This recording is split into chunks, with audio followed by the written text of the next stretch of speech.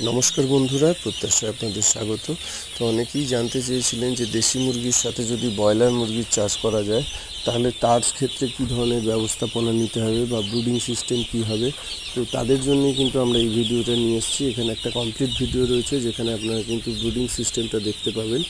তো এখান থেকে দেখেই আপনারা বুঝতেই পারছেন কিন্তু খাবার এবং জলের জন্য পর্যাপ্ত পরিমাণে ব্যবস্থা আপনাদের রাখতে হবে এবং মুরগিগুলোকে কিন্তু অবশ্যই আলাদা আলাদা ছোট ছোট ভাগে ভাগ করে রাখতে হবে যাতে সকলে খাবার এবং জলটা পায়। আর বর্তমানে কিন্তু বর্ষা এসে গেছে, বিভিন্ন জায়গায় কিন্তু বৃষ্টি শুরু হয়ে গেছে, তাই টেম্পারেচার অনেকটাই কমে গেছে। তাই জন্য কিন্তু রুম হিটারের ব্যবস্থা আপনাদের অবশ্যই রাখতে হবে এবং এই টেম্পারেচারকে দেখার জন্য বা বোঝার জন্য কিন্তু অবশ্যই আপনারা কিন্তু রুম হিটারের জন্য মিটার আপনারা ব্যবহার করবেন, তাতে আপনারা রুম টেম্পারেচারটা কিন্তু জানতে পারবেন। তো দেখতে থাকুন আমাদের ভিডিও, আর যদি ভালো লাগে অবশ্যই লাইক এবং সাবস্ক্রাইব করবেন।